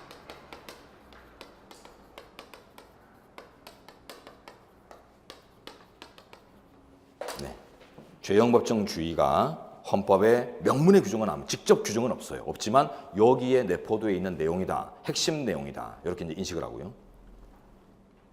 자, 그 밑에 이제 죄형법정주의 봤습니다. 그래서 근거는 12조 1항에 좀 그만 봤던 적법 처보강 할 때 그 처벌의 의미가 넓은 의미니까 이제 형사처벌, 형사처벌을 규율할 때 법률에 의해서만 해라. 이런 이제 죄형법정주의가 천명되고 12조 1항이 천명되었고 그다음 또 13조 1항 전단에 가면 이제 죄형법정주의의 가장 중요한 구성 내용인 형벌부속 원칙이 직접 또 명시되고 있죠. 그래서 죄형법정이라는 용어는 없지만 그 구성 내용과 그 근간은 헌법에 있다 이 말이에요. 12조 1항과 13조 1항에서 자 그다음 소급효와 장래효 나오는데 그 소자가 거스를 소자입니다. 과거로 거슬러 올라가서 효과가 미친다. 급자가 이제 미칠 급자죠. 거슬러 올라가 효과를 미치는 사후위법. 네, 이런 것들을 얘기하고 진정이냐 부진정이냐 따라서 이걸 이제 허용의 이제 의미를 달리 봅니다. 그리고 이제 장래효는 어떤 입법이 이제 있을 때, 입법이 탄생했을 때 그로부터 장래적으로만 구속력을 미치고 과거를 구속하지 않는 이런 것들을 이제 장래효라고 하죠. 자, 그다음에 그 아래 보세요. 진정, 부진정이란 개념이 나오고 또 아래 가시면 진정 소위법, 부진정 소위법 나오는데 어제 해설을 할 때는 제가 이제 가볍게 그냥 쭉 넘겨버렸어요. 일반적인 최종적 정리상을 위주로 해서 넘겨버렸고 진정, 부진정의 이제 그 의미 차이 이런 것들을 말씀을 안 드렸거든요. 자, 그 위에 이제 진정, 부진정 보시면 이 부진정이라는 의미를 학자들이 붙여 쓰는 이유가 있습니다. 이 부진정이라는 말은 진정하지 않다라는 뜻이거든요. 다른 말로 하면 사입이라는 뜻이에요. 예, 그래서 근처에 써놓습니다. 사시이비의 준말이죠. 사시이비 준말, 사이비. 유사해 보이나 어조사. 그러하지 아니하다. 안일비. 예. 그래서 유사한 외형을 갖고는 있어서 취급은 필요한데 들여다보니 아니네 이 말이에요. 들여다보니 아니더라. 그래서 부진정이란 말을 쓰고 그럼 결국은 뭐예요? 결론은 밑에 이제 그 진정 그 소위법 용어를 보세요. 진정 소위법은 말 그대로 소위법이 맞다는 뜻입니다. 그리고 이제 부인연 소위법은 소위법으로 취급되지 않는다는 뜻을 담고 있어요. 외형은 과거를 규율하는 이런 외형을 갖고 있지만은 일반적으로 소위법의 금지 법리가 적용되지 않는다. 이런 뜻을 담고 있거든요. 그래서 이제 진정소위법은 그 밑에 한번 제목 근처에 쓰셔도 되는데 일단 먼저 읽어보죠. 내용 보세요. 진정소위법이란 과거에 이미 완성된 관계를 대상으로 사회에 적용되는 입법이다. 완성 체크하죠. 무슨 말입니까? 완성관계의 사후입법이라고 했죠. 완성관계 사후입법. 자, 그리고 이제 부진정은 밑에 보면 과거에 시작되었지만 아직 완성되지 않은 체크하죠. 압축하면 미완성 관계의 사후입법을 얘기합니다. 미완성 관계의 사후입법. 그러다 보니까 자, 둘의 차이는요. 오른쪽 예비 한번 써볼까요? 신뢰 조회성 차이. 신뢰를 조회하는 정도가 다릅니다. 이미 완전히 중국적으로 확보된 기득권 영역을 터치하는 것과 아직은 좀 불안한 확보되지 않은 영역을 터치하는 것들이 신뢰를 조회한다라는 어떤 판단을 함에 있어서 차이가 나기 때문에 허용의 법리, 금지의 법리가 달라져요. 그 결과 자 보세요. 진정소위법은 원칙적 금지, 신뢰 조회 정도가 강합니다. 그래서 원칙적 금지, 다만 국가 발전을 위해서 예외적 허용. 이런 법리를 지시하고요. 그 다음에 부진정 소위법은 일반적으로 금지가 타당한 소위법의 취지를 갖고 있지 않아요. 그게 이제 효과면에서는 원칙적 허용으로 나옵니다. 원칙적 허용. 신뢰를 제외하는 정도가 작으니까 국가 발전을 위해서 수인하라. 수인 의무가 일반적으로 설정돼요. 그래서 원칙적 허용되고 다만 이제 예외적으로만 제한받습니다. 예외적 제한. 주로 이제 이때 작용하는 원리들이요. 자, 진정소위법으로 평가되면 이미 확정된 법률 관계를 뒤에 다룬다. 이렇게 보면은 금지예요. 금지인데 다만 예외적으로 허용되는 경우가 어떤 경우냐면 사이익이 아주 경미하거나 혹은 공익이 아주 월등하거나 그래서 뭐 좀 포괄적으로 표현하면 중대한 공익 이런 것들이 이제 설정되는가 이에 따라서 예외가 허용될 수 있는가의 결론이 나오고요. 그 다음에 이제 부진정이다. 이건 아직 완성되지 않은 어떤 법률 관계를 사후에 규율한다. 이런 것들. 쉽게 생각하세요. 이제 공무원이 수년간 공직을 임하고 이제 퇴직했어요. 그러면 그때 이제 퇴직연금 수급권 어때요? 확보된 권리. 확보된 권리이기 때문에 그때는 이제 규율하면 진정소급의 의미가 부여될 수 있습니다. 그러나 지금 현재 공직에 있다. 퇴직연금을 이제 받을 수 있는 어떤 조건을 갖추고 있지만 아직 퇴직을 안 했단 말이에요. 그러면은 이런 것들은 완성된 관계가 아니에요. 퇴직금과 관련해서는. 그래서 퇴직금을 종국적으로 이제 확보한 이런 권리치가 아니기 때문에 그걸 규율하는 사후입법은 이제 부진정 소위법이다 이렇게 평가할 수 있거든요. 원칙적으로 허용돼요. 그래서 뭐 연금 조정 이런 것들이 원칙적으로 막 자유로워요. 그러나 예외적으로 제한받는 이유가 어떤 경우에는 보면 또 신뢰를 좀 세게 침해하는 이런 정황들이 발견되는 사안들이 있을 수 있거든요. 사안에 따라서 그죠? 그러다 보니까 신뢰 보호의 원칙이 이제 그런 경우에 성립이 돼요. 그래서 신뢰를 보호할 필요가 있는 특별한 경우들이 상정되는 결과 또 예외적으로 제한받을 수 있는 경우도 있고 그런 것들을 모아서 이제 법칙화시킨 게 신뢰 보호의 원칙이라는 것입니다. 그래서 그 판단하는 국면이 다르죠. 진정소위법 분야에서는 주로 공익의 크기가 어느 정도 되느냐 이런 것들을 주로 판단하는데 지금 부인연 소위법 분야에서는 주로 그 개인의 사익, 신뢰 이익의 크기가 어느 정도냐 이런 걸 중심으로 이제 판단하게 돼 있어요. 자, 그다음 아래 이제 이중처벌금지 원칙으로 합니다. 이중처벌금지 원칙은 13조 1항 후단에 명시되어 있어요. 그래서 한번 그 처벌받은 것들을 동일한 행위를 대상으로 또 처벌 못하도록 이렇게 되어 있는데 이 이중처벌금지 원칙 해석론이 중요합니다. 제목에 이중 동그라미 쳐보세요. 그 다음에 처벌 따로 동그라미 쳐보시고 자 일단 그리고 먼저 읽어봅니다. 이중처벌금지 원칙이란 실체 판결이 확정되어 확정력이 발생하게 되면 동일한 사건에 대해서 다시 심판할 수 없다는 일사부재리 원칙이 국가형벌권의 기소 권리로 선언된 것이다. 이 두 줄을 외우셔야 돼요. 일사부재리 원칙의 형벌권 구속 원리. 특수규범이에요. 특수규범. 그래서 일사부재리라는 법치주의로부터 파생되는 일반 원칙이 있어요. 일사란 말이 이제 동일한 사건의 뜻이죠. 동일한 사건은 다시 함부로 취급하거나 다스리지 말아라. 네, 이런 뜻을 담고 있는 게 이제 법치주의적 자유보장 법리거든요. 그래서 법치주의로부터 기원하는데 이 일사부재리라는 이제 일반 원칙이 형벌 분야에서 형사처벌 분야에서 특수규범으로 이제 파생된 게 이중처벌 금지 원칙입니다. 그러다 보니까 이 이중처벌 금지 원칙이 이제 적용 국면이 한정적이에요. 예, 일반 규범이 적용되는 영역이 따로 있기 때문에 일사부재리에 이제 후원을 받기 때문에 일사부재리 하고 똑같은 모습으로 적용되는 게 아니라 형벌권만 구속을 해요. 그래서 두 줄 뒤에 보시면 형벌권 기소 원리할 때 형벌권 체크합니다. 국가 형벌권, 예, 형벌권 체크하시고. 자, 그리고 이제 제목으로 와서 마지막 정리를 하죠. 우리 판례가 이중의 의미는 넓게 봐요. 국민 보호의 관점에서 볼 때 중복 처우를 이제 금지하는 내용인데 이 이중의 의미는 광의설을 취합니다. 그래서 모든 사실관계가 완전히 동일할 필요까지 없고 기본적인 사실관계만 동일해도 이중에 포섭되기 때문에 중복처우가 금지된다. 금지 대상이다. 이렇게 이제 넓게 봐요. 이게 이제 국민 보호를 위해서 좋은 거죠. 그러나 이제 처벌의 의미는 형식설을 취합니다.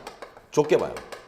좁게 봐서 모든 어떤 그 기본권 제한 처우 이런 걸 이제 통칭하는 것이 아니라 형벌권 기속만을 위해서 특수규범으로 파생됐기 때문에 형법의 형명이 규정된 그 형벌 유형에 국한시킵니다.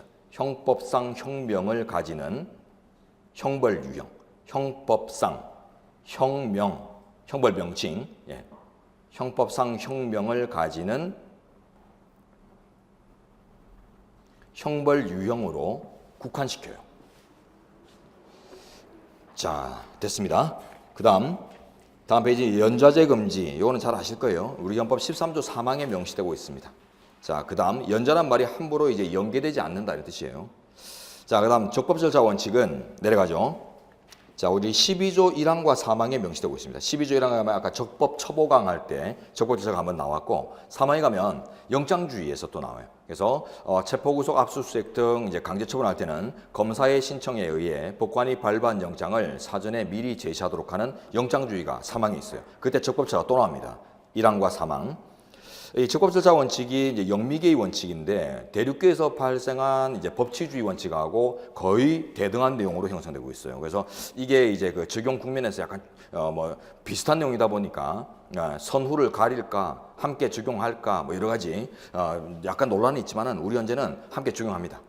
별개의 기준으로 다뤄 적용하는데 연원이 다르기 때문에 이 적법절차 원칙이 원래 우리 헌법전에 없었는데 이게 중간에 그 개정을 통해서 도입이 되거든요. 최근에 육공헌법에서 적법절차가 들어왔어요.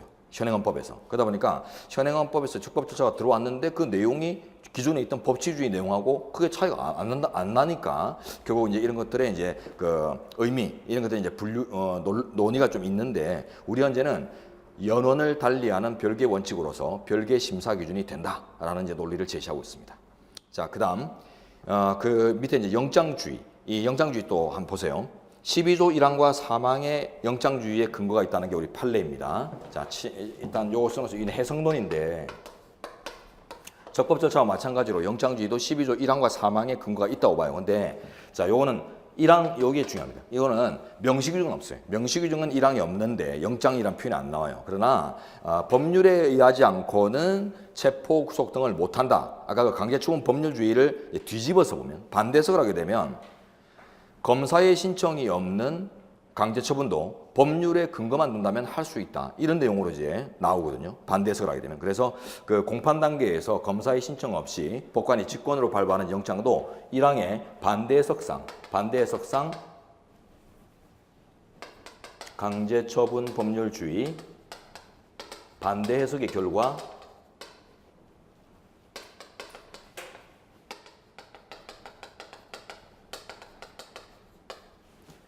숨어 있다라고 생각합니다. 그래서 불문의 근거를 제시하고 있어요. 우리 헌재가. 그 나중에 이제 기본서 공부하실 때 아주 중요한 분야입니다. 시험에서 오지로까지 나오는 이런 내용이니까 잘 보시고. 그다음 이제 그 위에 적법 절차 원칙과 영장주의도 관계가 있어요. 영장주의는 적법 절차의 특수 규범입니다. 적법 절차 특수 규범. 이런 표현들도 판례가 확인했고요. 시험에 나옵니다. 특수한 경우다.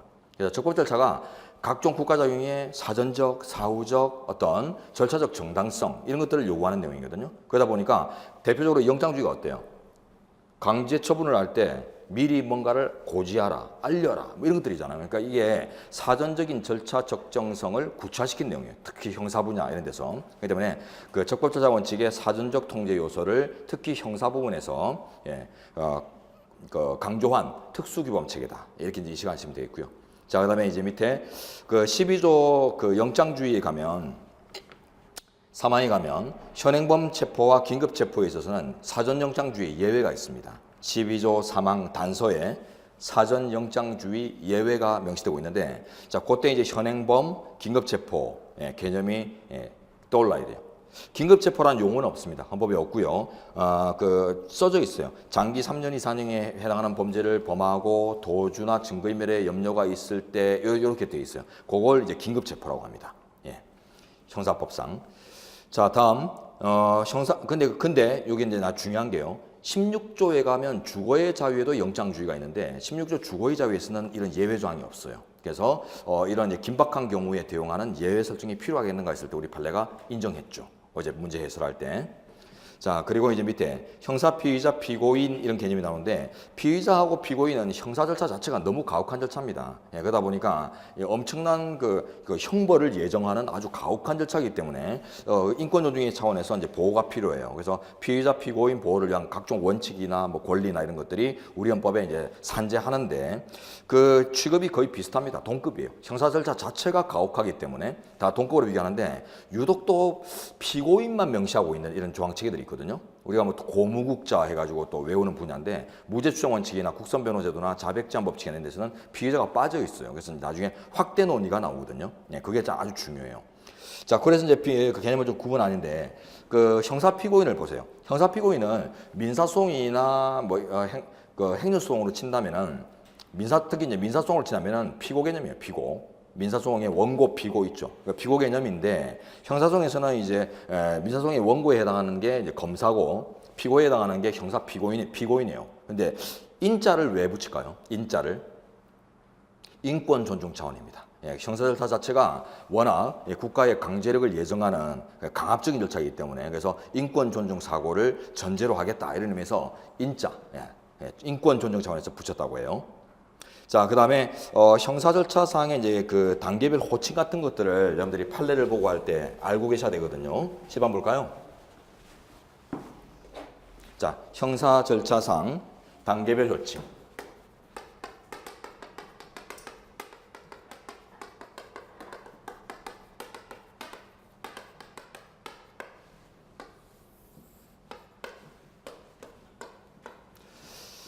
자, 형사 문제가 이제 발생했을 때 일단 최초의 단계로서 내사 단계가 있어요.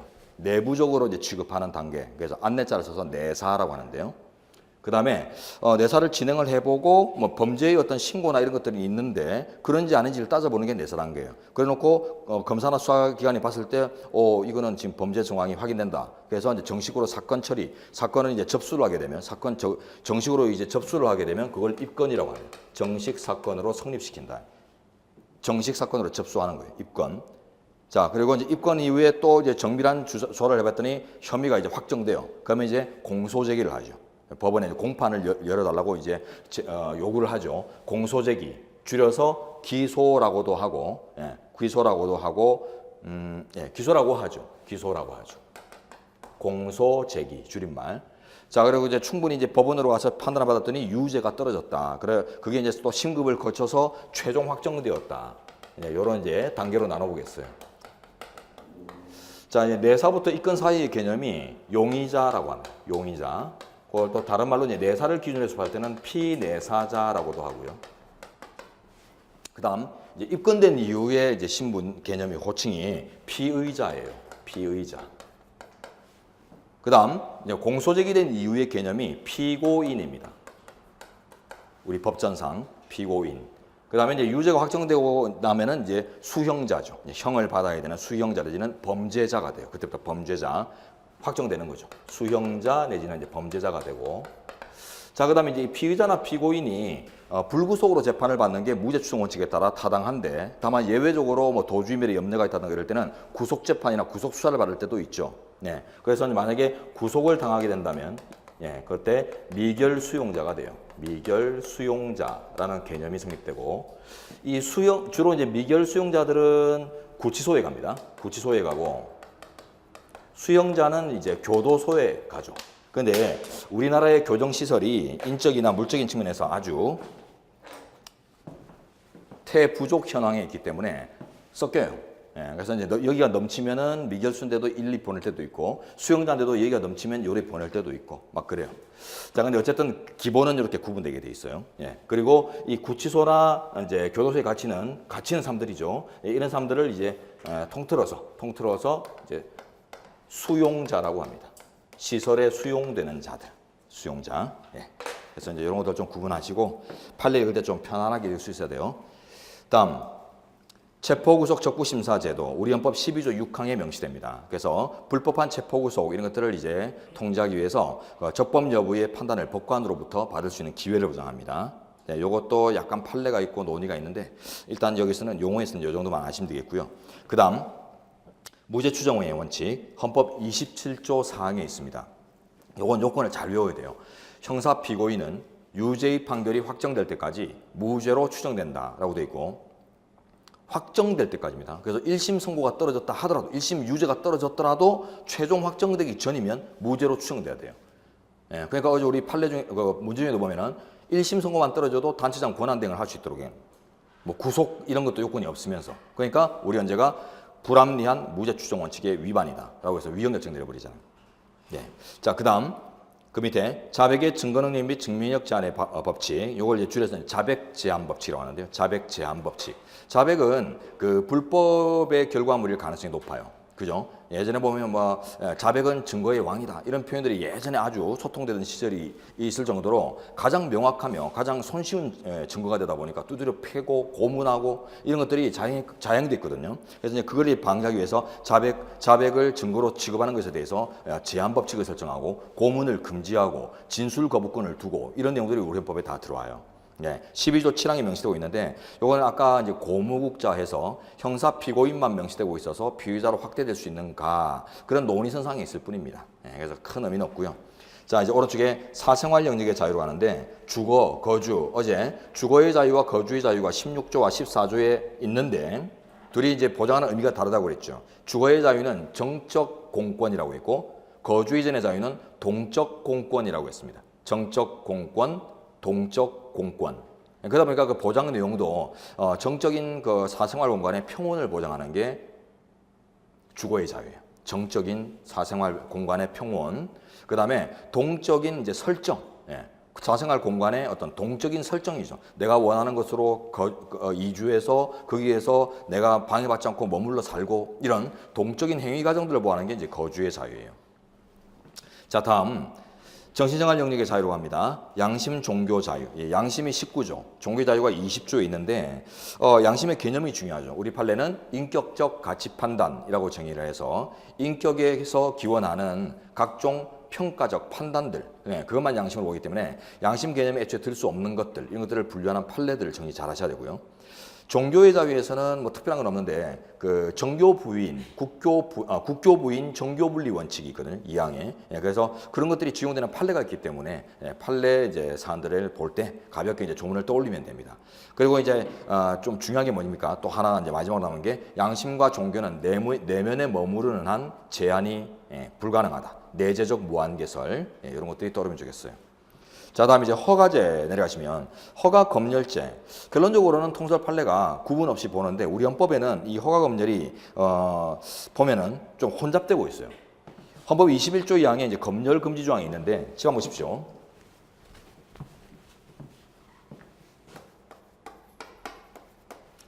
언론, 출판, 집회, 결사에 관련해서 표현의 뭐 넓은 의미로 이제 표현의 자유라고 하는데요. 예, 넓은 의미의 표현의 자유의 이제 우월적 보장. 예.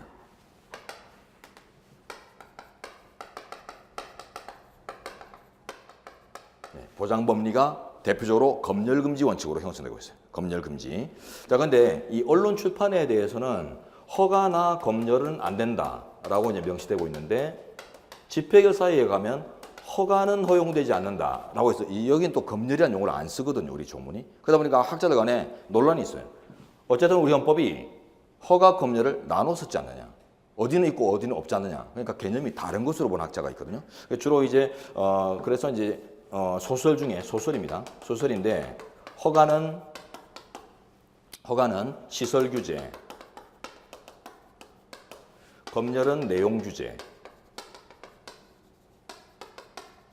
이렇게 구분하려는 견해가 있는데 요거는 이제 조문의 뭐 의미를 본다면 좀 구분이 필요한가라는 생각도 듭니다. 그러나 실제로 보세요. 집회 결사 분야에서 집회를 개최하는데 그 개최의 내용을 가지고 해서 통제받는 것 이런 것들이 결국 언론 출판과 굳이 구분되어서 그거는 금지되지 않는 걸로 이렇게 볼 필요가 있는가 했을 때 그런 구분의 필요성이 없어요. 실적으로 이제 주된 그러니까 이거는 이제 주된 통제의 과정들이 보면은 집회나 결사는 주로 시설을 규제하는 이런 뭐 시설 규제나 뭐 장소나 방법이나 이런 내용과 무관한 규제들이 주되기 때문에 뭐 구분하려는 이제 의미가 성립되는데 결국은 보장의 취지에서 넓게 보자면 집회 결사 분야에서도 내용 규제뿐만 아니라 모든 것들이 금지될 필요가 있다. 이렇게 생각하는 게 통례적인 거예요. 그래서 우리 판례도 통소가 판례도 마찬가지입니다. 그래서 검열과 허가를 구분하지 않아서 똑같은 개념으로 봐요.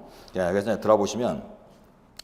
그러니까 이 소설은 몰라도 됩니다. 그러니까 이 앞으로는 이제 외우는 게 아니에요. 요거는 외우는 게 아니고 이렇게 따로 이제 허가나 검열이 같이 안 쓰이기 때문에 그래서 이제 조금 개념 차이가 있는 것 아닌가 논란이 있긴 하지만 통설 판례 뭐요?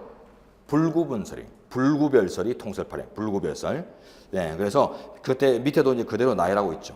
그래서 허가제 내지 검열제란 행위작용에 있어서 행정청의 사전적 동의를 구하는 절차로서 원칙적으로 금지, 예외적으로 허용하는 사고에 기초한 제도다. 요거 체크하세요. 원칙적 금지 사고. 원칙적 금지의 사고를 갖는가 마는가. 그래서 원칙적 허용의 사고를 가지면은 검열이나 허가로 평가하지 않습니다. 대표로 이제 그 집시법상 사전신고제도 이런 것들을 그 신고사항들이 워낙 경미한 사항들로 구성되기 때문에 이거는 원칙적 금지가 아니라 원칙적 허용의 사고에 입각한 제도로서 순수한 협력 의무로서의 신고다 해서 검열로 보지 않거든요. 네, 그럴 때 중요한 이제 판단이 지점이 되고요. 다음 이제 지적재산권 보장 조항도 있다 정도만 하시면 돼요. 있다. 지적재산권이 뭔지는 잘 알고요, 여러분들이 그죠? 22조 2항에 학문 예술의 자유의 보장 규정에 같이 있습니다. 그래서 학문적, 예술적 어떤 그 창작물들 이런 것들을 이제 보호하는 같이 보호하는 조항들이 있어요. 22조 2항. 자, 그다음 경제 영역의 자유로 가시면 이제 재산권, 직업의 자유 이런 거 다룬 데인데 23조 2항에 사회적 제약이라는 용어가 나옵니다. 공공복리 적합성인데요. 재산권의 행사는 공공복리에 적합하여야 한다라고 명시되고 있어요. 네, 근데 그거 이제 공공복리 적합성, 다른 말로 하면 사회적인 제약, 공공복리에 따르는 제약 가능성 이걸 담았거든요. 그리고 이제 그 밑에 공용침해라는 게 23조 3항을 칭하는 표현입니다. 23조 3항에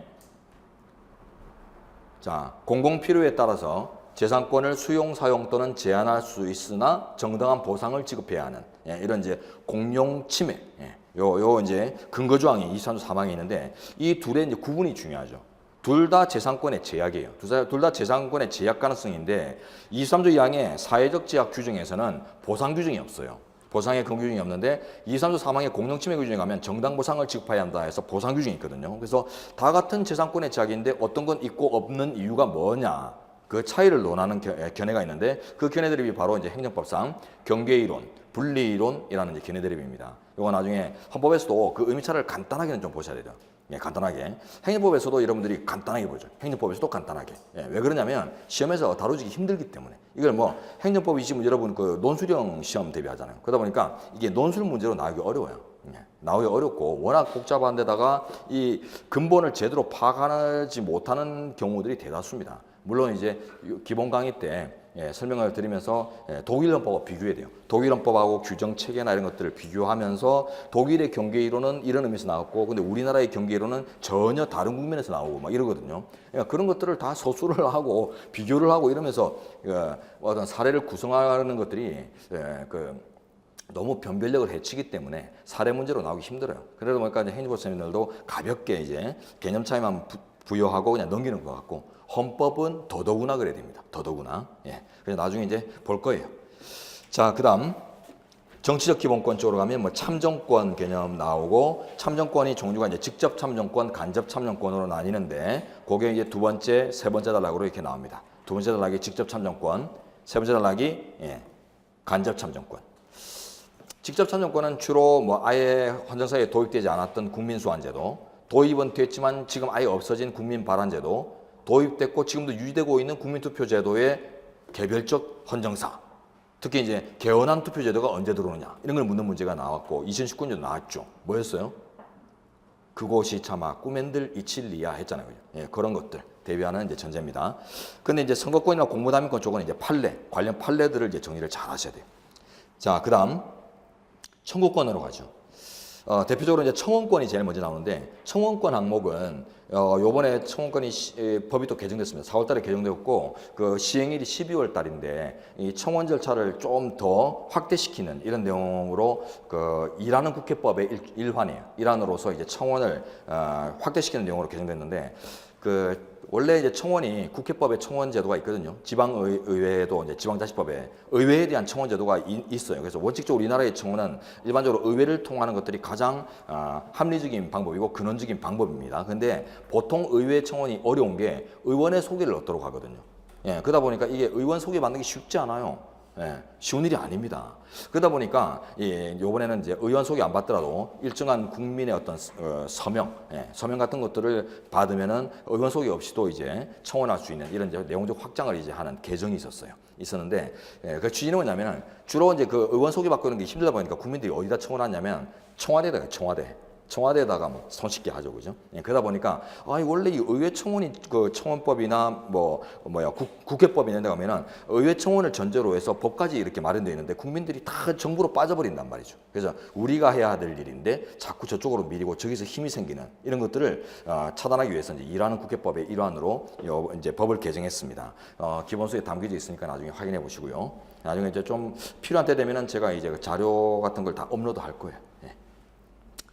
아직은 이제 뭐 지금은 현행법으로 공부를 이런 게 제일 애매해요. 지금 책을 편찬할 때도 지금 보면은 현재 유학에 시행되는 거는 지금 이제 현행법은 의원 소개를만 요구하는 것이거든요. 그게 기본서에 담기는데 여러분이 이제 시험 칠 때는 시험 치기 직전에 개정된 법을 가지고 이제 봐야 되기 때문에 그 12월 달에 시행되는 그 개정 내용으로 공부를 또 해야 돼요. 그래서 지금 우리 책에 보면 각 주로 해서 다 담겨져 있습니다. 자, 그다음. 자, 청원권은 가장 이제 대중화된, 민중화된 권리체계죠. 그래서 특별한 절차나 특별한 주체나 대상 이런 것들이 한정되지 않는, 그래서 이제 아주 이제 손쉽게 운영될 수 있는 이런 의미의 약간 이제 보완적 권리예요. 그래서 뭐 청구권으로 재판 청구권도 있고 뭐 여러 가지가 있지만은 이런 이제 뭐 절차가 까다롭잖아요. 그러다 보니까 이 절차가 까다로운 이런 청구권을 이제 보완하는 의미에서 보완하면서 청구권이 있는데요. 하나의 캐치플레이즈를 갖고 있어야 됩니다. 청구권을 정리할 때는 법조문 정리하는 것들이 주된 영역인데,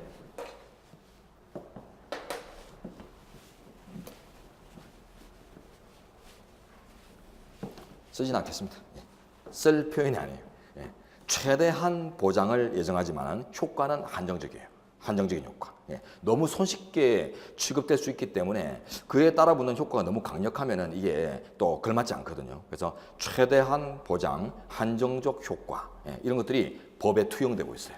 그런 것들을 이제 시험에서 묻거든요. 자, 이제 그 밑에 상소, 재심, 또 상소 안에는 항소, 상고 및 항고, 재항고 이런 용어가 나오는데 짜증이 팍 나기 시작합니다. 이런 걸 보면은 보는 사람도 짜증이 나고 가르치려는 사람은 더 짜증이 나고 뭐 이런 부분인데, 상소라는 말이 이제 불복제도의 이제 그 원형이에요. 그래서 불복 위에다 대고 읍소한다 이런 의미로 생각하시면 되겠고, 이제 그 유형들이 그 밑에 이제 쓰여 있지만은 항소와 상고는 그 법원의 재판 형식이 나눠져 있어요. 판결, 결정, 명령 이렇게 나눠지는데, 자, 지금 하나 보세요. 편하게 들으세요.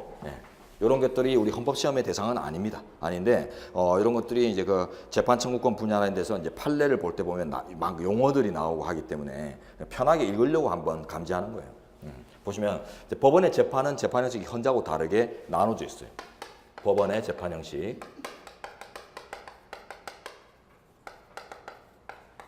헌법재판소의 재판 형식은 결정으로 통일되어 있습니다. 법에 가면 헌법재판소의 각종 결정이라는 표현만 쓰고 있어요. 결정으로 통일되어 있는데 법전에 법원의 재판 형식은 우리 현행법, 뭐 민소법이든 뭐 형소법이든 관련 법전에 보면 형식이 나눠져 있어요. 그래서 판결, 결정, 명령으로 이제 재판 형식이 나눠지는데 판결이 뭐냐면은 가장 이제 이 구분의 정도는 뭐냐면은 그 판단의 신중성 내지는 중요성 차이예요. 판단의 신중성 내지는 중요성. 중요한 사안이기 때문에 신중하게 다뤄야 되는가 이런 차이에 따라서 그게 제일 큰 게 판결, 중간점이 결정, 제일 약한 게 명령 이런 식으로 이제 분류된 거예요 법에서. 판결은 법원의 명의로 떨어져야 됩니다. 법원이 구술 변론을 반드시 거쳐야 돼요. 필요적 변론이라고 하는데 자 법원의 변론을 통한 종국 판단을 얘기해요. 종국 재판. 조금.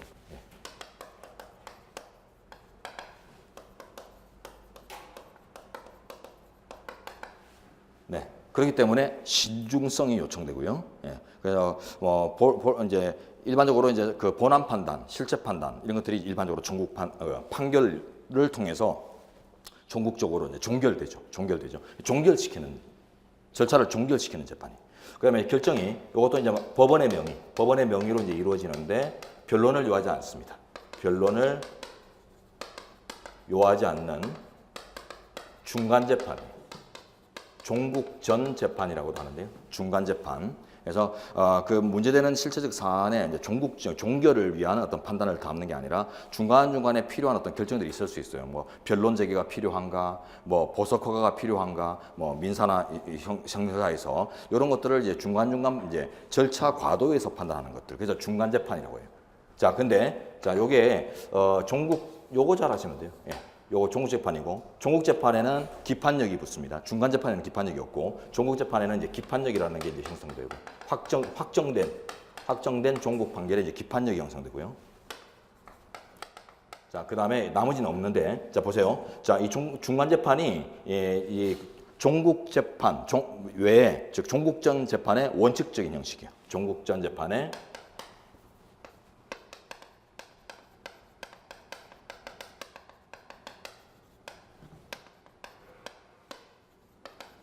그래서 종결의 의미를 가지는 판단이 아니면 대부분 다 결정으로 해요. 결정.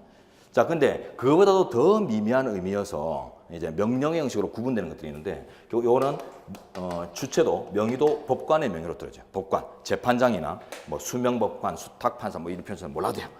법관의 명의로 떨어지는데 변론을 요하지 않는 중간재판의 의미에서는 똑같습니다.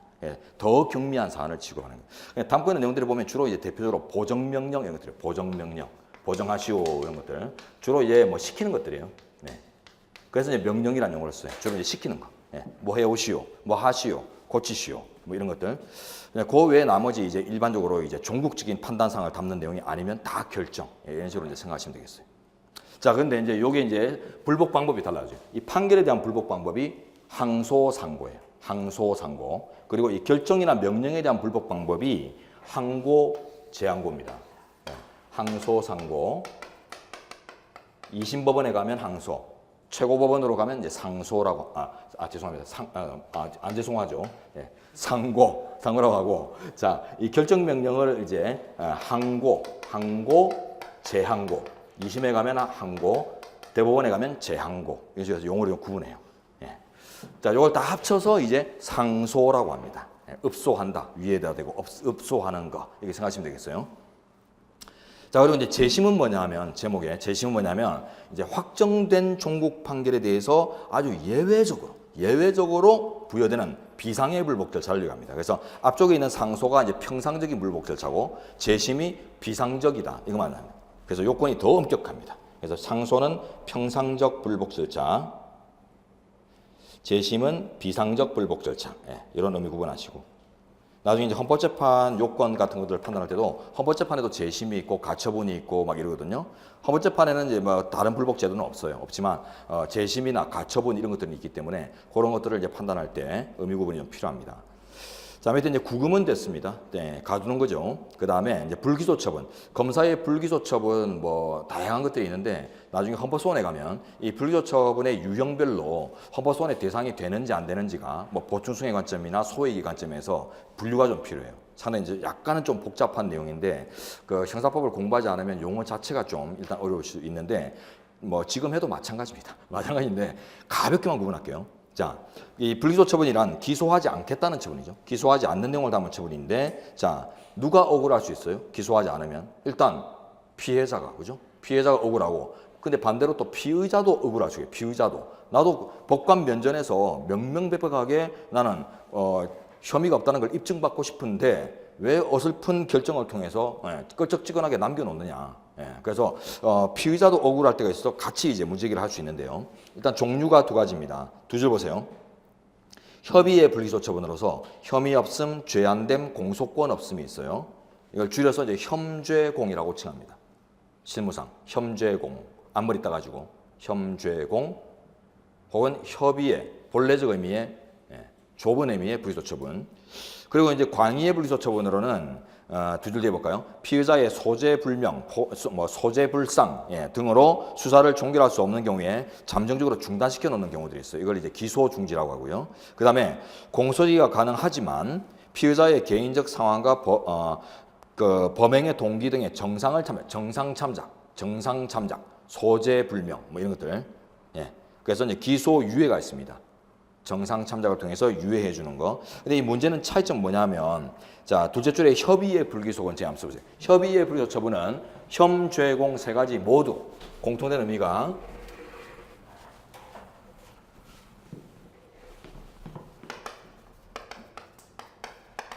혐의를 인정하는 처분이 아니에요. 그런 내용을 담고 있어요. 혐의는 있으나 이런 표현들이 들어가지 않습니다. 안에 혐의 없으면 적극적으로 혐의가 없다는 판단이고, 그 다음에 죄가 안 됨이란 말은 위법성이 조각된다 이런 표현들이거든요.